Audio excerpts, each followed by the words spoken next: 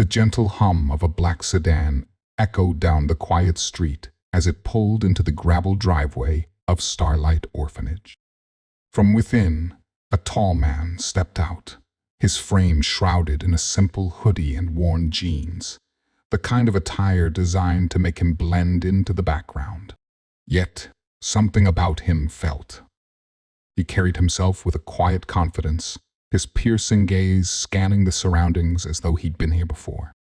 Inside the orphanage, the air buzzed with a mix of anticipation and laughter. It was Volunteer Day, a rare event that brought hope and much-needed support to the children and staff. Starlight Orphanage was no stranger to challenges. Funding was scarce, the facilities were old, and the staff was stretched thin. Still, the children brimmed with resilience, their eyes sparkling with dreams too big for the crumbling walls around them. I in the corner of the room, a young boy named Oliver, sat sketching a robot on a tattered notebook. "One day, I'll build a robot to clean up the whole world," he muttered to himself, his fingers stained with ink. Nearby, Maya, a shy girl with a passion for painting, worked on a colorful canvas depicting a sprawling city she hoped to visit one day. The mysterious man, introducing himself as Eli, signed in at the front desk. He asked thoughtful questions about the children and the orphanage's needs, his voice soft but firm. As he walked deeper into the heart of the orphanage, the staff exchanged curious glances. Who was this volunteer? And why did his presence feel both familiar and extraordinary? The answers would come, but not before this ordinary day turned into something truly unforgettable. Chapter 1. The mysterious volunteer. Elon Musk, disguised as Eli, adjusted the hoodie's drawstrings, ensuring his face remained partially hidden. The goal wasn't just to blend in, it was to experience the day as a regular person, free from the weight of his fame. He had read about Starlight Orphanage's struggles and wanted to see firsthand how he might help without the fanfare or expectations that usually accompanied his name. The day began with a quick orientation in the orphanage's modest common room. Elon listened intently as the coordinator, a middle-aged woman named Mrs. Carter, explained the schedule. Her voice carried both authority and a touch of weariness from years of dedication. "We're grateful for your time. These kids don't ask for much, just someone to listen, to care." Eli nodded along, occasionally offering thoughtful remarks that earned him a second glance from Mrs. Carter. "What if we use solar panels to reduce the orphanage's electricity costs?" he casually suggested when she mentioned rising bills. The room fell silent for a moment before another volunteer chuckled, brushing it off as an ambitious idea. Elon smiled faintly and let it drop, unwilling to reveal more. As the day unfolded, Eli moved seamlessly from one activity to another. In the kitchen, he joined a group preparing lunch, his hands clumsily chopping carrots. "Not exactly rocket science," he muttered under his breath, earning a laugh from the volunteer beside him. Later, during story time, he listened attentively as a boy named Alex recounted his dream of building a spaceship to explore the stars. Elon leaned forward, his voice tinged with genuine interest. "What kind of fuel would you use for your spaceship?" he asked. Alex blinked, surprised by the technicality of the question, and replied with a shrug. "Rocket fuel, I guess." Eli smiled. "Good choice.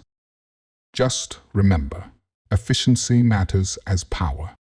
The subtle moments piled up, painting a picture of someone extraordinary beneath the ordinary facade. His approach to tasks was methodical, his curiosity boundless.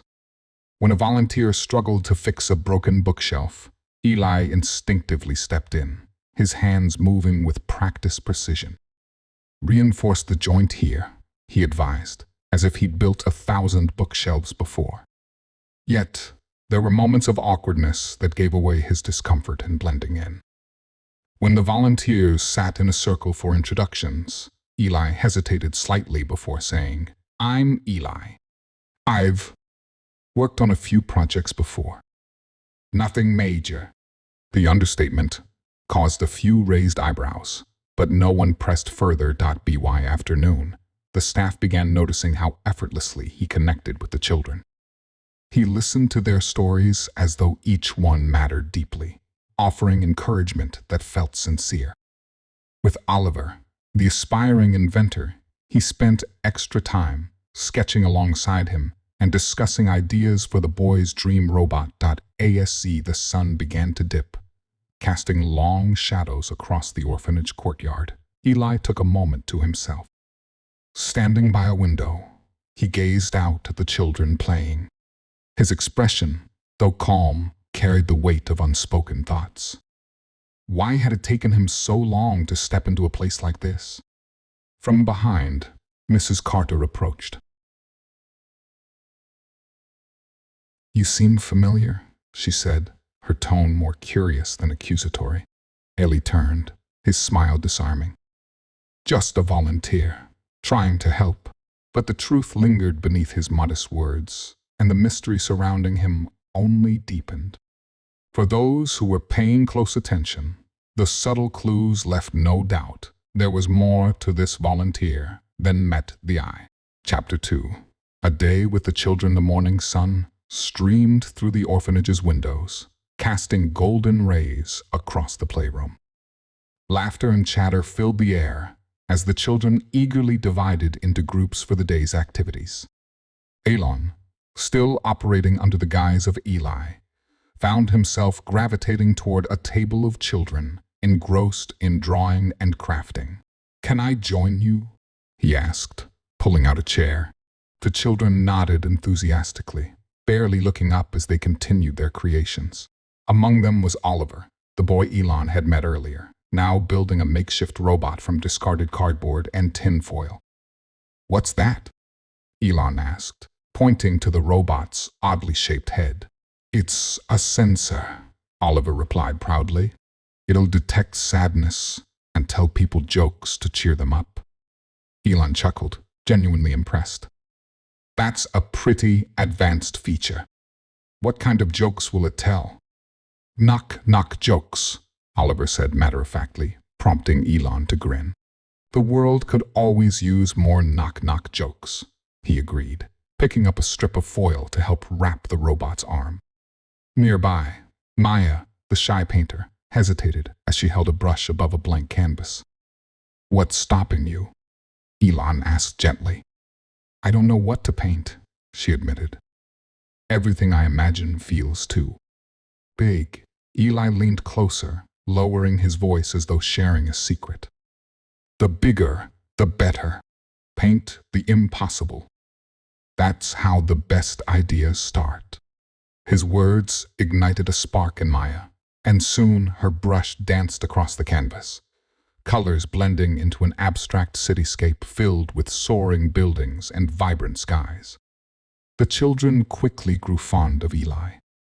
He didn't just watch from the sidelines, he participated. When the younger ones insisted on a game of tag, he awkwardly joined, his long legs making him an easy target. The laughter that followed, both his and the children's, echoed across the yard. During lunch, Elon sat with Oliver and a small group of children. They shared dreams and ideas between bites of sandwiches.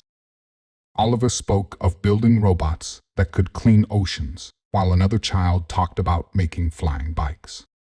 Elon listened intently, nodding at their wild ideas and occasionally adding suggestions. "But flying bikes aren't real," one boy said skeptically. "Not yet," Elon interjected, a twinkle in his eye. "But someone has to build them first, right?" This sparked a lively debate among the children about what inventions the future might hold. Oliver turned to Elon and asked, "Do you think I can really build robots one day?" Without hesitation, Elon replied, "Absolutely.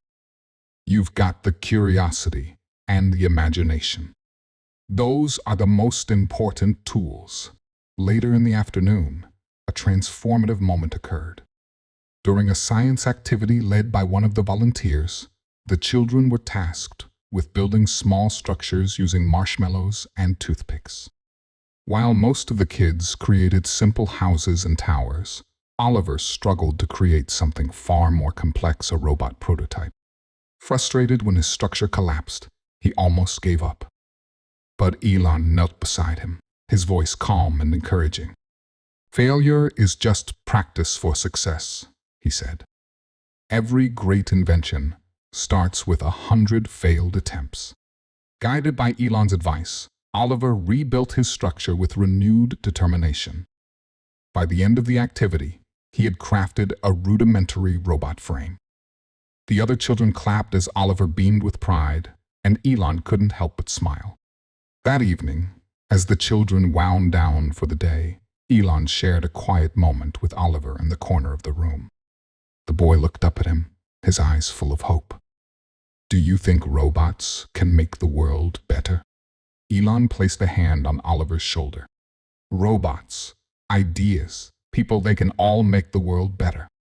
It starts with someone brave enough to try." Though the children didn't know it, their bond with Eli was shaping into something unforgettable. And for Elon, their dreams and resilience reminded him of why he pursued his own impossible ideas. Chapter 3. The Transformation. The afternoon sun cast a golden hue over the orphanage as the day's activities continued. In the bustling kitchen, volunteers prepared snacks, while children's laughter echoed from the courtyard. Everything seemed calm until Mrs. Carter burst into the room, her face etched with worry. "What's wrong?" Eli asked, catching the distress in her tone. Mrs. Carter hesitated before replying. "It's the delivery truck for our supplies. It broke down halfway here. Without it, we'll be short on essentials for the week: food, cleaning supplies, medicine. The cost to arrange another delivery is more than we can afford." The news sent a ripple of concern through the staff. Volunteers whispered among themselves, trying to come up with solutions, but none seemed viable. Elon, standing quietly in the corner, appeared to be deep in thought. After a few moments, he stepped forward. "Where's the truck now?" he asked, his voice calm but purposeful. "On the main road, about 5 miles away," Mrs. Carter replied. "I can help," he said confidently. Before anyone could question him, he added. A few minutes later, Eli was en route to the stranded truck with a volunteer named Mark. As they drove, Elon peppered Mark with questions about the orphanage's operations, funding sources, and logistical challenges. His tone was casual, but his questions were precise, as though he were mapping out solutions in his mind. When they arrived, Elon examined the delivery truck, crouching by the engine with surprising familiarity. Mark watched in awe as Eli tinkered with tools, diagnosing the problem with an efficiency that seemed far beyond that of a regular volunteer. "You're not just a volunteer, are you?" Mark finally asked, unable to contain his curiosity. Eli smiled faintly. "Let's just say I've spent a lot of time solving problems." Within an hour, the truck roared to life. Mark stared, wide-eyed. "How did you?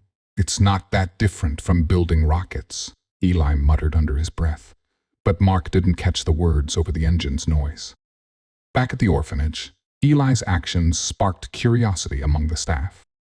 He didn't just fix the truck, he helped unload the supplies, reorganizing the storage system with a precision that hinted at an engineering mindset.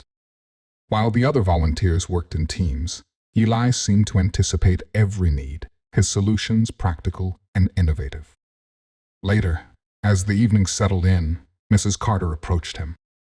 "I don't know how to thank you," she said. "Without your help, we'd have been in real trouble." Eli shrugged modestly. "I'm just glad I could help." But the day wasn't over yet. As the children prepared for a quiet evening, the power flickered and went out completely, plunging the orphanage into darkness. The staff scrambled to find flashlights and candles, but panic began to set in. Eli stepped forward again, his voice steady. "Do you have a backup generator?" Mrs. Carter shook her head. "We've never been able to afford one." Without missing a beat, Eli organized a group of volunteers and staff, guiding them to create makeshift lighting using the supplies on hand. He then began examining the electrical system with the help of a few tools from the orphanage's maintenance room. As he worked, the children huddled together, their initial fear slowly replaced by curiosity. "What's he doing?" Oliver whispered to Maya. "I think he's fixing it," Maya replied, her eyes wide with awe. After what felt like an eternity, the lights flickered back on, illuminating the room to cheers and applause. Eli stood up, wiping his hands on his jeans, his expression calm despite the excitement around him. One of the volunteers, a retired electrician, approached him. "You've got a gift, Eli. Not many people could pull that off." Eli smiled but said nothing. That night, as the children settled into bed, Mrs. Carter sat in her office, reviewing the day's events. Something about Eli didn't add up: his resourcefulness, his knowledge, the way he carried himself. She opened her laptop and did a quick search for the name he had signed in with, but nothing came up. In the common room, Oliver found Eli sitting quietly by the window. "Thanks for fixing everything today," the boy said. Eli looked at him, his expression softening. "You know, Oliver, the world needs people who can solve problems. Big or small, it makes a difference." The boy tilted his head. "You're really smart. Like, super smart. Are you someone important?" Eli laughed gently. "I'm just a volunteer, like everyone else." But as he looked out at the dark sky, his mind was already racing with ideas on how to help the orphanage in ways they couldn't yet imagine. And though his identity remained a mystery to those around him, his actions left an undeniable mark, transforming the challenges of the day into moments of inspiration and hope. Chapter 4. The Big revealed the following morning. The orphanage buzzed with excitement as the children and staff gathered in the main hall. Rumors about the mysterious volunteer, Eli, had spread. The previous day's events, his ingenious solutions and quiet confidence, had left everyone curious. But no one could have predicted what was about to unfold. Mrs. Carter stepped onto the small stage, holding a letter in her hand. "Before we start our usual activities, I have an important announcement," she began, her voice quivering slightly. "Our volunteer, Eli, has left us something extraordinary." She gestured toward a large screen that had been set up at the back of the room. A video began to play.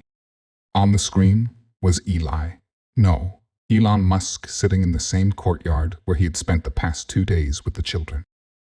"Hello, everyone," Elon began, his familiar voice causing audible gasps among the audience.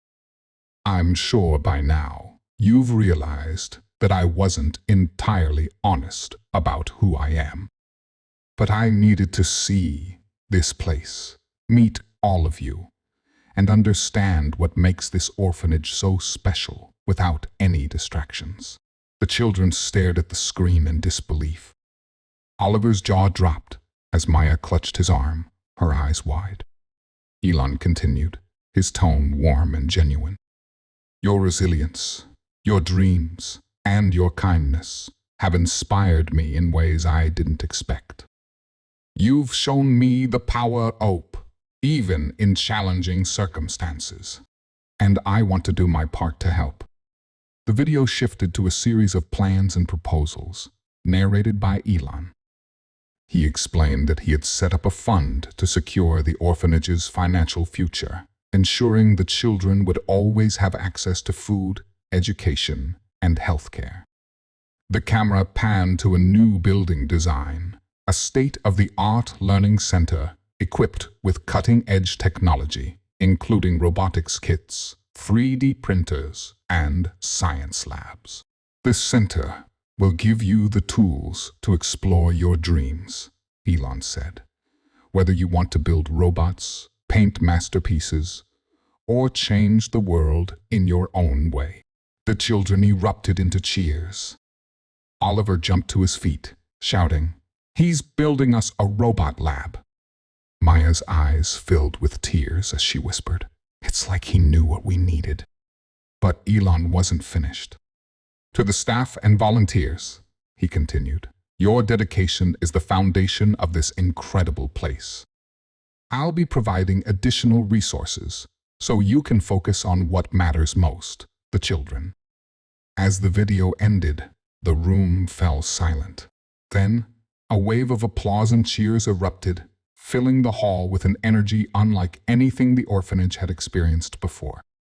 Mrs. Carter, wiping tears from her eyes, stepped forward again. "I don't think words can express how grateful we are," she said. "Eli, no. Elon has not only transformed this orphanage, but also reminded us of the power of compassion and generosity." At that moment, a small package was brought forward. It was a gift Elon had left behind for the children. Inside was a handmade plaque that read, "To the dreamers of today and the changemakers of tomorrow, never stop believing in the impossible." Oliver picked up the plaque, holding it high for everyone to see. "He believed in us," he exclaimed, his voice cracking with emotion. The rest of the day was filled with excitement and gratitude. The children began sketching ideas for the new learning center, their imaginations running wild with possibilities. The staff spoke in hushed, awed tones about Elon's humility and generosity. Though he was no longer physically there, Elon's presence lingered in every corner of the orphanage. His heartfelt gesture had not only changed their lives, but it also ignited a spark of hope and determination that would burn brightly for years to come. And as the sun set over the orphanage, casting a warm glow on the bustling courtyard, one thing was clear. This was not just a story of a famous man giving back. It was a story of dreams recognized, hearts touched, and a future forever transformed. The days after Elon's departure were filled with renewed energy and excitement at the orphanage. Children began dreaming bigger, their imaginations unleashed by the knowledge that someone believed in their potential. The staff worked with new resolve, buoyed by the resources and support now available to them. One evening, as the children gathered in the common room, Mrs. Carter brought out a package. "This arrived today," she announced, her voice tinged with emotion. She opened it to reveal a collection of handwritten letters from Elon Musk, each addressed to a child. Oliver eagerly tore open his letter. It was a simple note. "Dear Oliver, never stop dreaming of building something extraordinary. You have the mind and heart of a true inventor. Elon." His eyes sparkled with tears as he hugged the letter close. Another child, Maya, unfolded her note and read aloud, "Dear Maya, your creativity will light up the world. Keep painting your dreams into reality." Elon. The letters became treasures, symbols of hope and belief that would guide them in the years ahead. The final scene showed the children working together on a project in the new learning center, which was already under construction. Laughter and chatter filled the room as they sketched blueprints, built models, and dreamed of the future. In a quiet moment, Oliver and Maya stood by the window, watching the construction crew. Maya held up the handmade plaque Elon had left behind. "Do you think he knows how much he's changed our lives?" she asked softly.